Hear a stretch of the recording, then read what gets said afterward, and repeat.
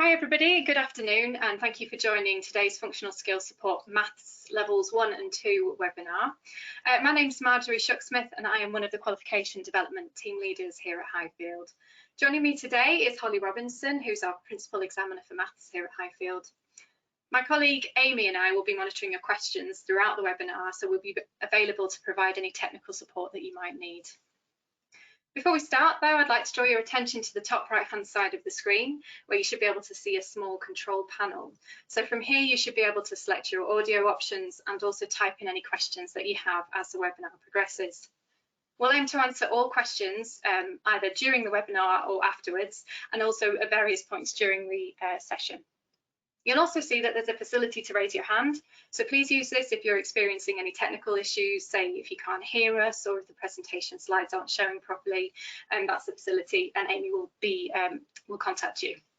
After we finish today, I will close the webinar, and once this is done, you'll be presented with a short survey.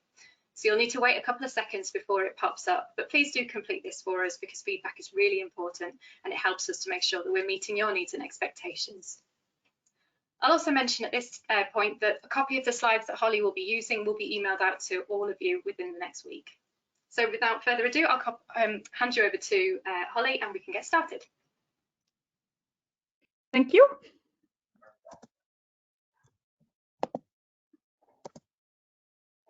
So today's aims in the session, it's a supportive session to discuss the key trends and support strategies at both level 1 and level 2 for functional skills maths.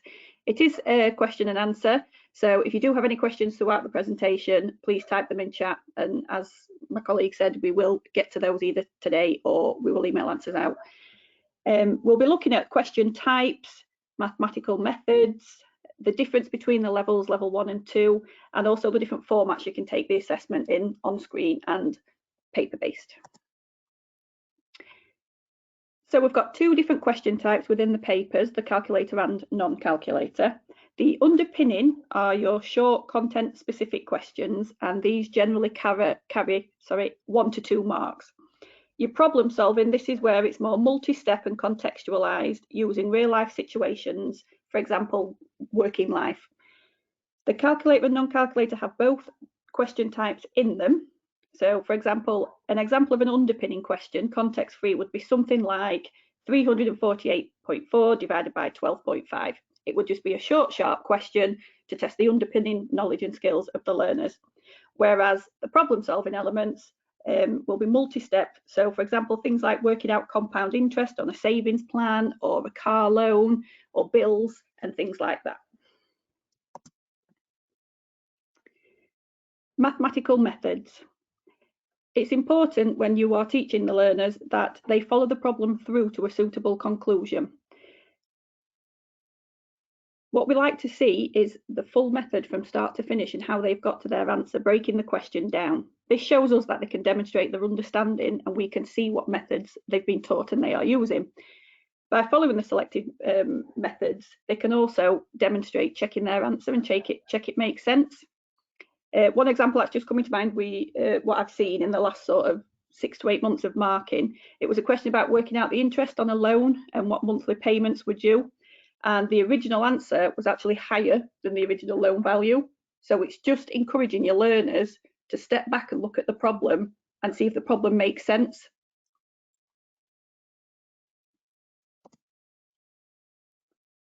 The difference between levels. So we've got level 1, which is your simple everyday common topics. So these can be things like gardening, working in a shop, quoting for some small jobs, bus timetables and that type of thing. Then you've got your level 2, which is across all 3 skill areas, and this is where it's more multi-step and more complex. These are things like, you might have seen them in exams, energy bills.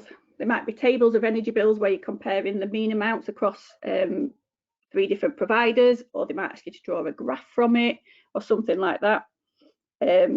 Comparing the mean or the mode and profits and losses within a business is also a common thing. And also, especially in this day and age now, setting up a new business. So we do try to keep things as real life as possible so that the learners have got some experience or can connect to the questions throughout the exam.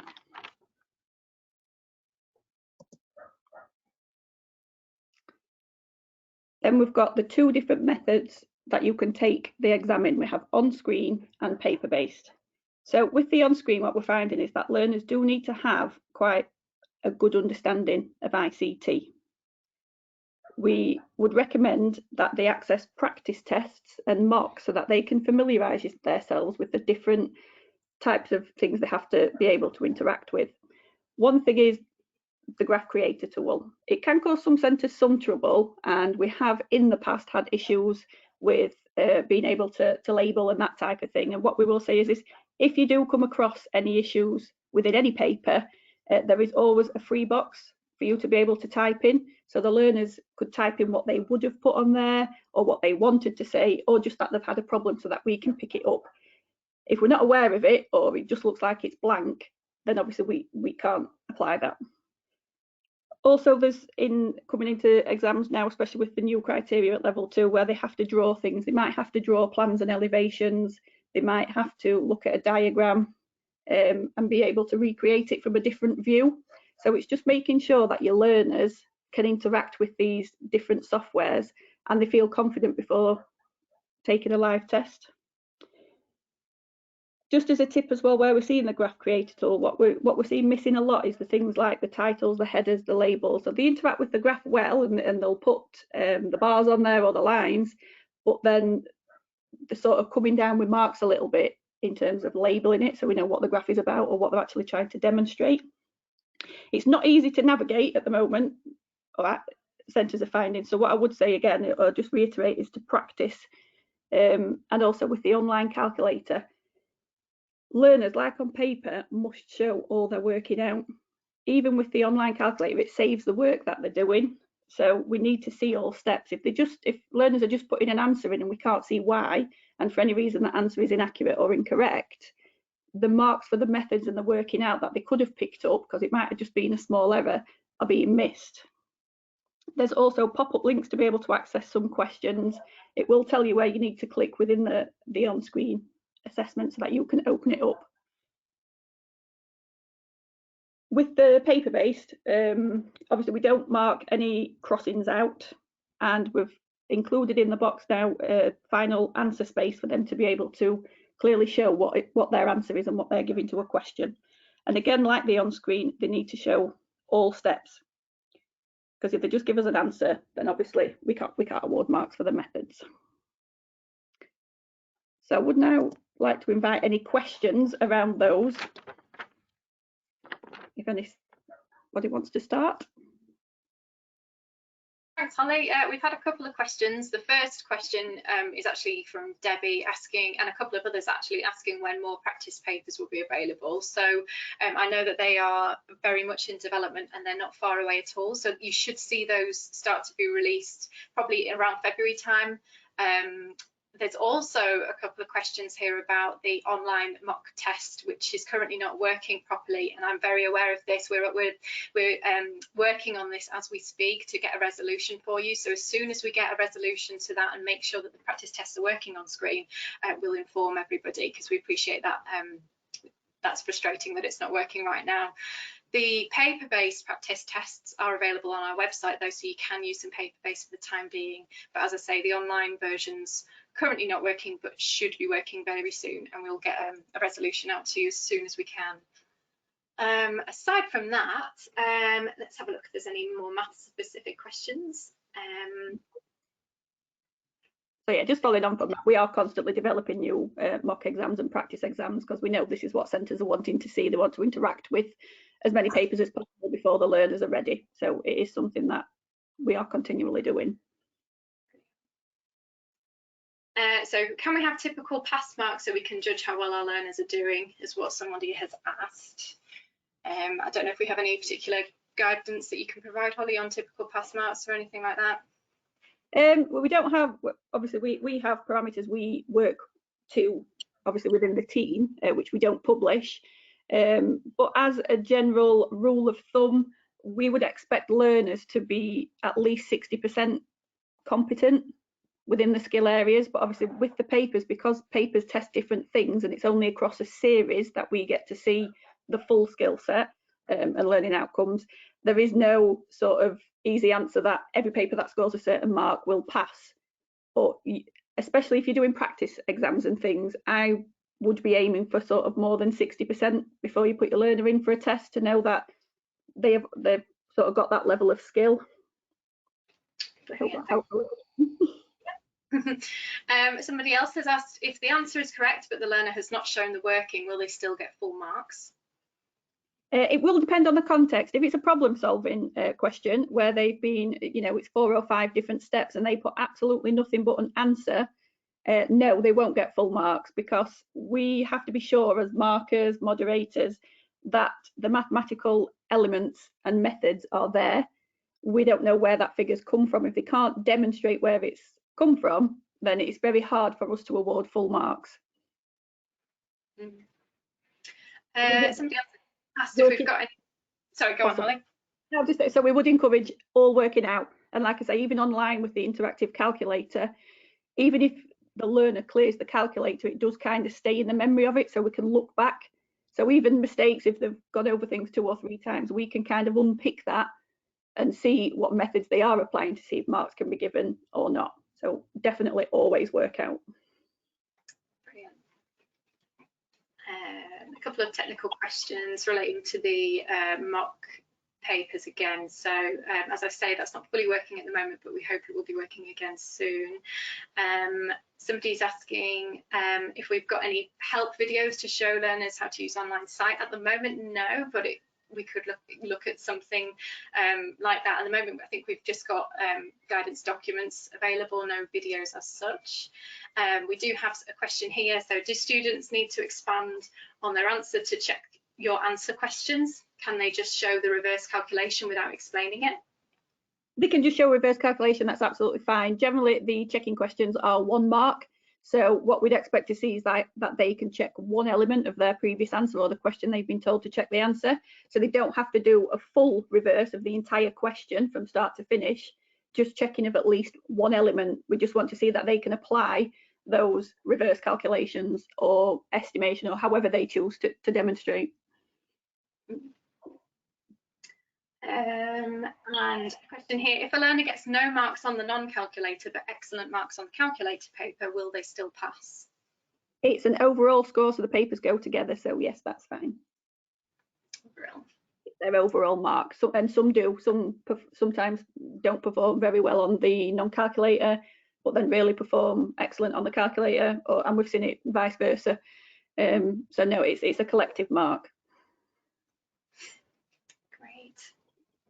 Somebody here has asked if they need to use the on-screen calculator or if they can use their own for on-screen assessment.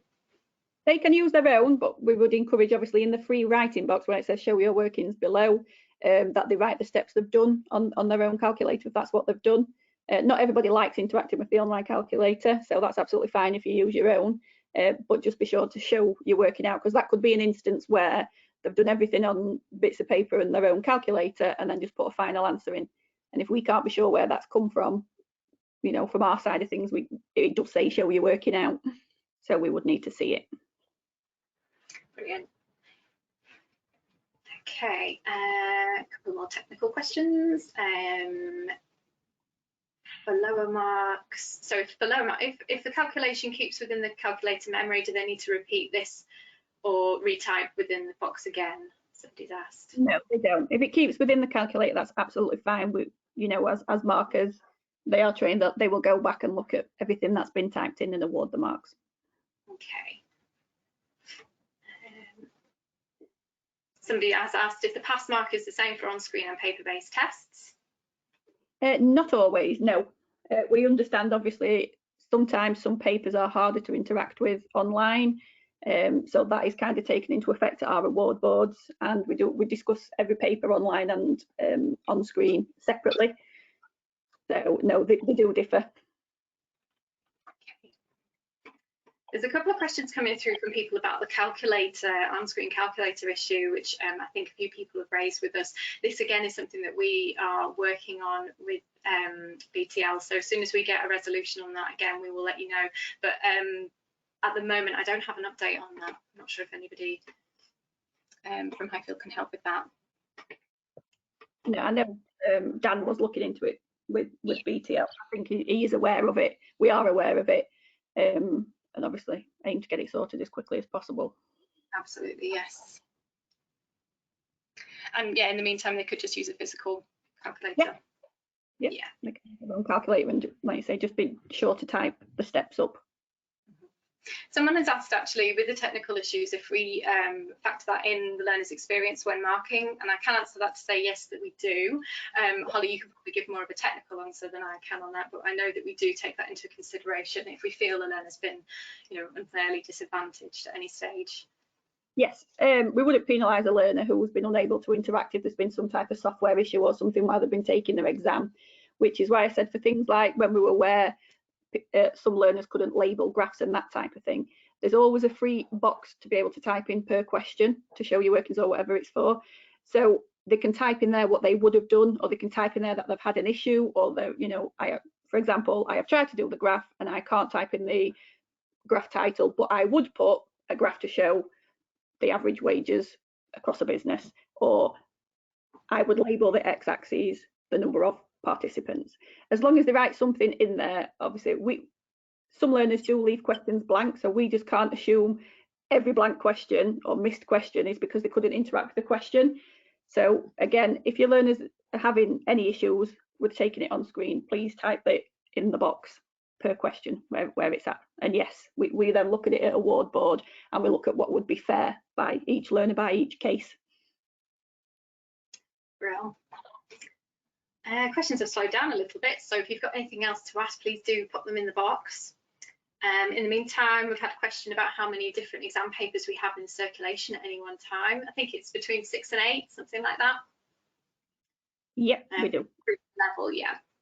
Yeah, and we're always constantly developing more. So as more come in, you'll see more newer papers keep dropping in. I think a couple of new ones have recently been released this year, so they're sort of filtering through now. Yeah. And again, we're just trying to keep topics relevant, things learners might have come across and that type of thing. So obviously, as all the changes we've had this year, we're working from home and that type of thing, you'll start to see those type of questions creeping in, what they can relate to a little bit. Yeah. Somebody's asked if they have to use a basic calculator rather than a scientific one. I believe the answer is yes to that. Yes. Yeah. Fine.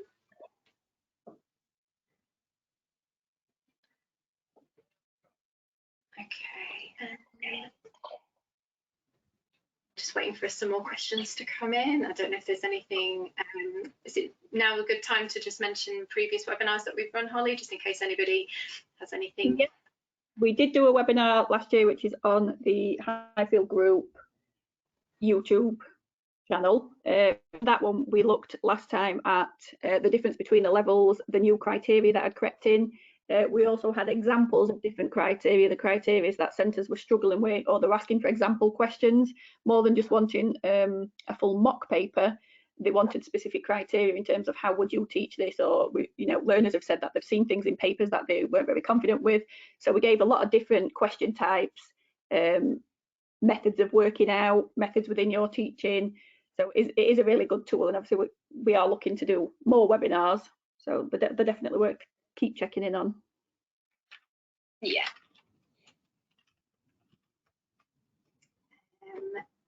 Somebody again asking about, sorry, go on. We're sending a link out for the YouTube channel for the Highfield Group, just in case people don't know where to find the previous webinars. Yeah, I think that would be really useful. I'm just having another look here. Got questions about Flash. Yes, we're aware of things changing. Flash has been no longer available, and that is something that we are looking at with BTL. So yes, we are aware of that. We can probably send a more detailed response out to that question after this. Yeah. I'm not sure myself.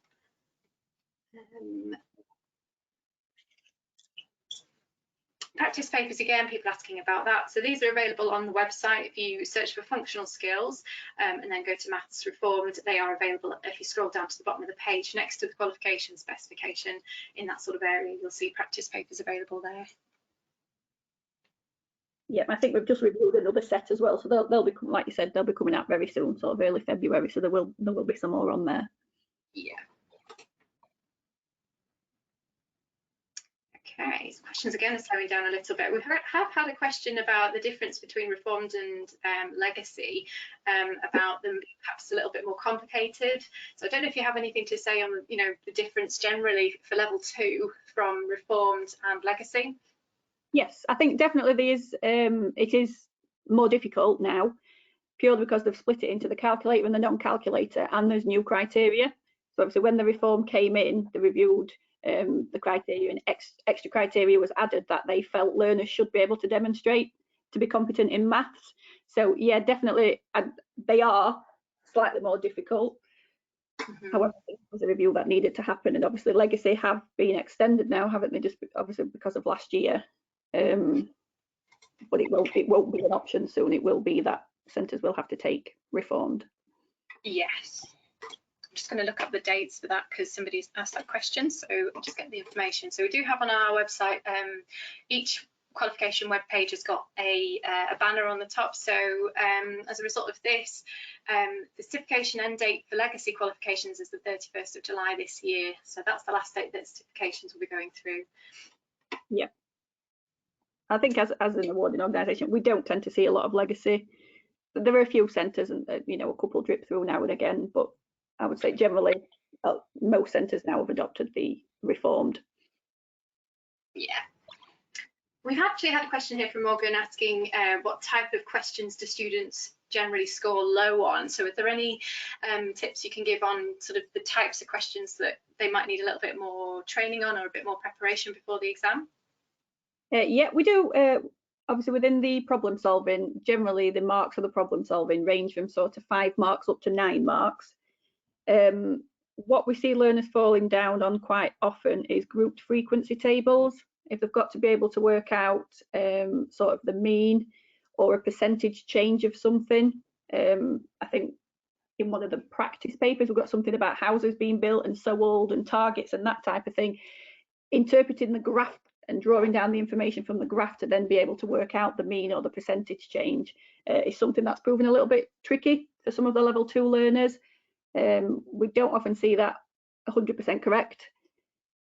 So my tip would be, yeah, the two things, the drawing of the graphs on screen is to really interact with your learners if you're doing on screen exams, so they do feel confident doing it, and on paper, group frequency and mean, mode, median. They tend to be the 2 areas where it tends to be in that data handling section where Mark. Great, because I know that there are some questions coming in about the problem solving questions, some of the beefier questions, you know, the sort of higher marks and things. Those are the ones that potentially could cause some problems. Yes. So I guess it's practicing those as much as possible. Yeah, learners are doing well with them, and we have seen, especially in the last sort of 6 months, them, you know, sort of getting at least half marks, if not more, which it just takes me back to my slide in terms of the mathematical methods. If, you know, when you're teaching it within a class, asking them to break the problem down, what elements they need to do, what steps they need to take to come into a conclusion, but then does that conclusion make sense? So it's applying a little bit of common sense at the end that, you know, if you've got to a conclusion where your figures are higher than what you started with, then maybe you need to go back and rework it and just look at it again and that type of thing, and which is not necessarily a math skill, but it's something you could put out there in your teaching. Great. Yep, I had another question about what the approximate pass mark is. So obviously it does vary as part of the awarding process, but 60 to 65%-ish is the sort of region that we're looking at. Is that fair to say? Yes, I'd say that's fair. You know, that's where your learners should be aiming for, to be on that sort of borderline pass. Yeah. We've also had a couple of questions asking about examiner reports. So at the moment, we don't have these available, but what we do offer is individual reports for learners on screen. So that'll show you, you know, subject content areas that they're doing particularly well on, or particularly, you know, they might be struggling on. So if the learner has failed the exam, you can request one of these reports, and that'll show you, you know, areas that they might need to work on before they try again. So if you contact your account manager, they should be able to send you some of these these individual learner reports rather than overall examiner reports, which we don't currently offer. Yeah, I think the problem would be with examiner reports, if you're doing it for a series, so it's like a July exam or an August exam, you could then issue the examiner report at the end of the month because that paper's not in circulation anymore. So you can kind of discuss question types, you can put examples in there and learners can then interact with it and realise where they went right or wrong. With papers like this where it's on demand, an examiner's report couldn't be too specific because the paper's still in circulation. So they almost can't sort of tell you what's gone wrong. For you to apply to your other learners because that's the same paper and the learner might get well, they shouldn't get the same paper, but that paper is still in circulation. Definitely before, when we had series in the old legacy, if it was only sat for that week or that month, then you could issue an examiner report, but it's a little bit tricky with on demand. Yeah, that's a good point. We've had a question here, what the thought is behind having a non-calculator paper away from a from a calculator paper, because everybody has calculators now, but this wasn't a decision that we made. This is something that came through in the standards, so that decision was out of our hands, I'm afraid. Yeah, I think it also came through when obviously they were doing the research that especially employers, learners couldn't work things out without a calculator. And like you say, in life now, people have the phones or a calculator and it can easily be worked out, but there might be some instances where there aren't. So it was just checking that learners know those underpinning skills without the use of a calculator. It was it was one of the things from the review that employers wanted to see more of.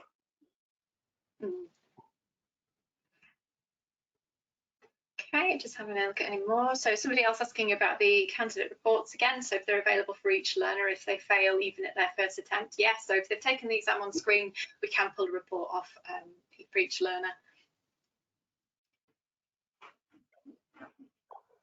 Questions are slowing up a little bit.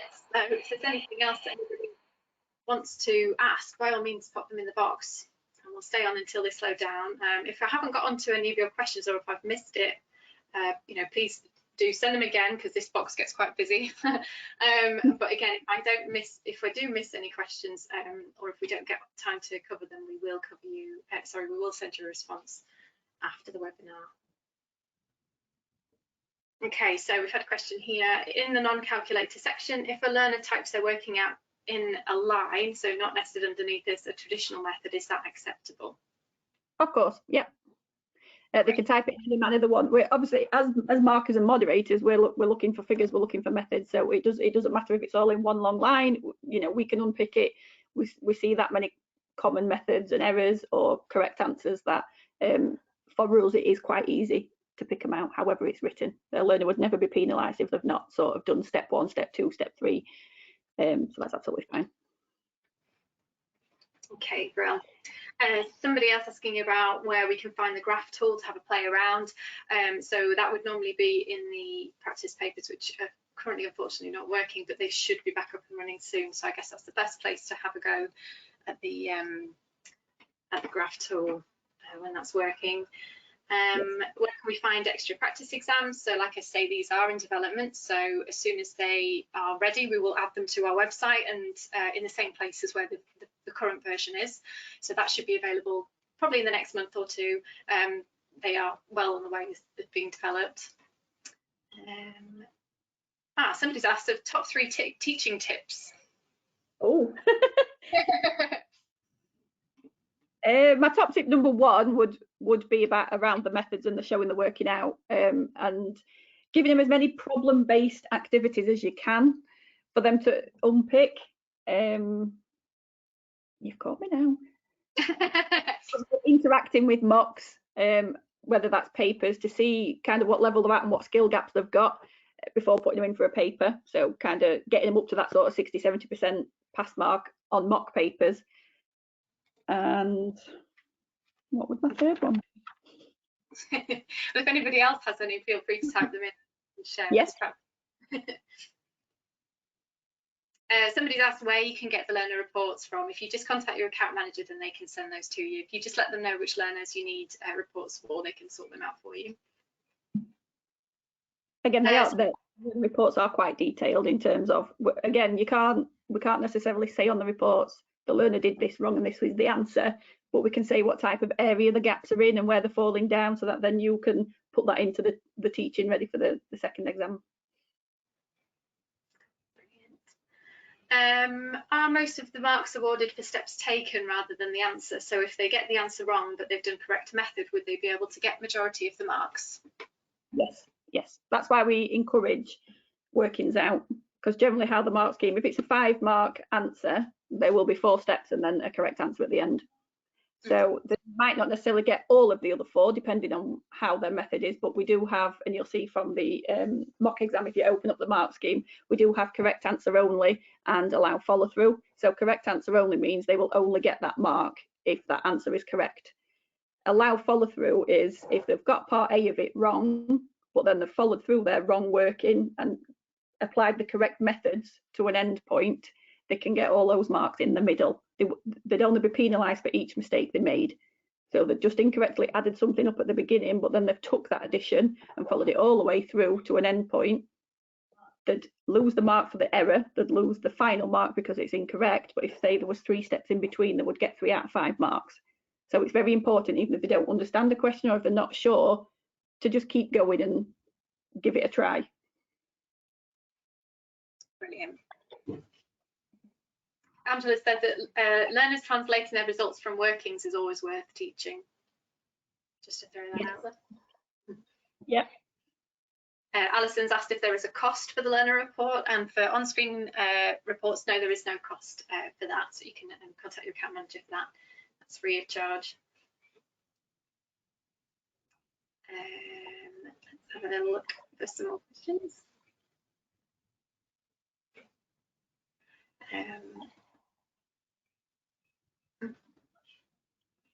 No, that question's quite specific to that centre, so we'll get back to you individually.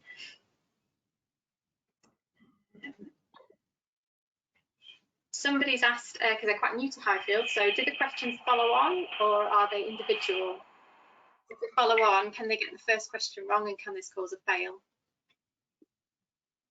So they start off with underpinning, which are all individual 1 to 2 mark questions, no context. Then when they get into problem solving, there is always 2 scenarios, scenario A, scenario B, and they will follow that topic, but the questions don't follow on from each other. So if they've answered question 10 and it's around employment, question 11 will have an employment focus somewhere, but it won't be related to question 10. So if they've got question 10 wrong, then question 11 is something totally separate. And where if there's a part A and a B to a question and they've got part A wrong, as long as they translate their wrong answer into B and apply method, then they can still get marks for B. We would allow them to transfer their wrong answer through, providing they then demonstrate the correct methods. Okay. Somebody's asked about the exam itself, so the length of it. So, you know, how do we decide how many questions to put in our tests compared with what the other awarding bodies are doing? I don't know if you can give a bit of information on that. It all went to review, obviously, and all the award boards met together because they wanted to try and be doing sort of all singing off the same page. And we was given parameters to work with in terms of what percentage had to be underpinning, what percentage had to be problem solving, and then we had to fit that into our kind of exam protocol. And it was an internal decision in the end as to how many marks and what sections they've been split up to. But we have kind of followed suit with other AOs because that's what happened in the beginning. We all had to submit sort of our mocks to see what we were doing to all be agreed to that. Learners felt they were getting the same experience.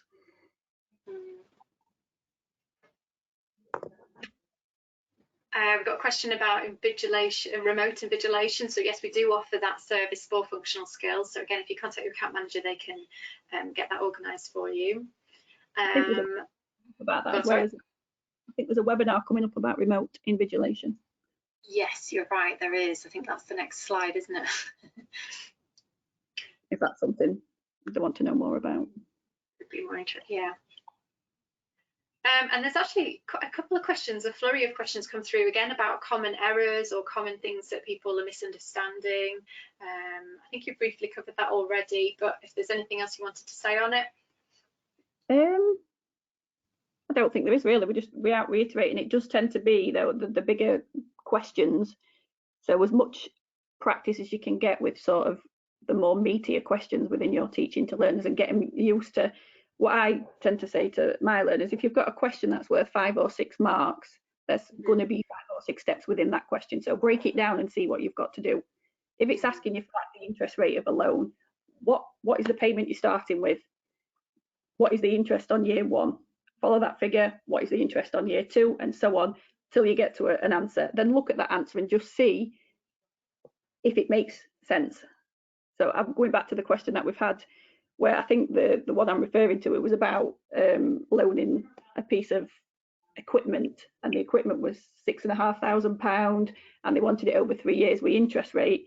What would the monthly payment be over 3 years? And a learner answered something like 8,500, and you just think 8,500 per month if you're only lending sort of 6,500. It's just getting them to look back on their own workings when they've done it and see if they can spot their own errors and where they've gone wrong, because then there's more chance of them being able to carry that through to other questions if they've kind of got that skill to be able to unpick their own work.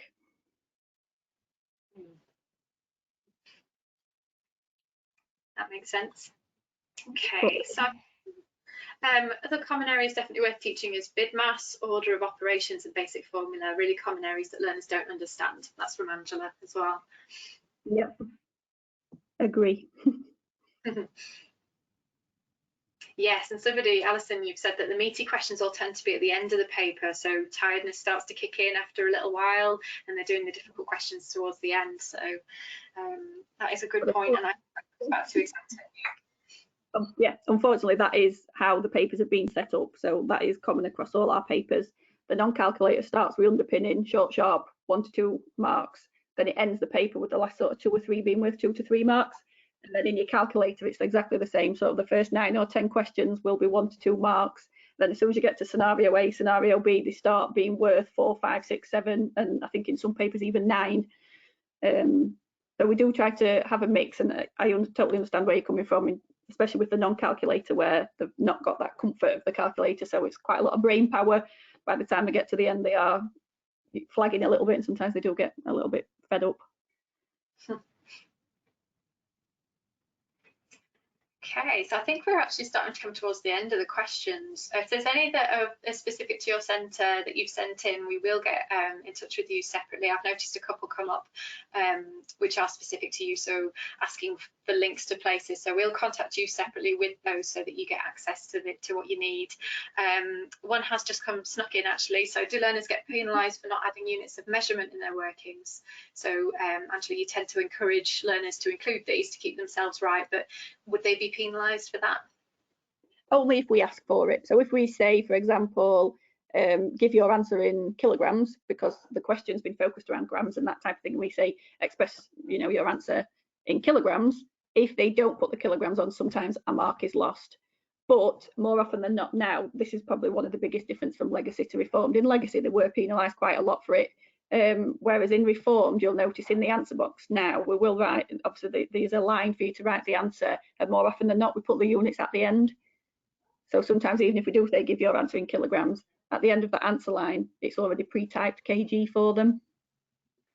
So I'd say that if they didn't, maximum, and this is just an estimate, is probably 1 mark. There might be 1 mark in the entire paper where they have to write it. Brilliant. That's really helpful. Okay. Question here about how many decimal places. Will it specify in the question how many decimal places? It will. Yeah, it would. Obviously, with money's a little bit different. We do see people incorrectly rounding with money and trying to round it to 3 or 4 decimal places. So again, it depends on the context. It will say give your answer to 2 decimal places or to the nearest whole number. But especially with money, obviously, if it's decimal with money, then we'd expect to see it correctly to 2 decimal places.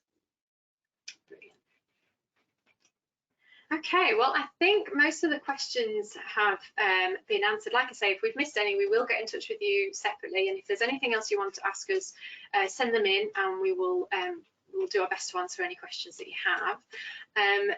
Is there another slide that we just need to run through, Holly, for the webinar down. Yeah, so here we are. So it's the remote invigilation webinar that you mentioned earlier, Holly. So that's available. That's on Thursday. So if you are interested in that, if you go to our website, go to the events page, you can register for this webinar as well, and that will cover a lot more about the technical side. So if you've got any questions about functionality and how to set this up, they are better to answer those questions than I am.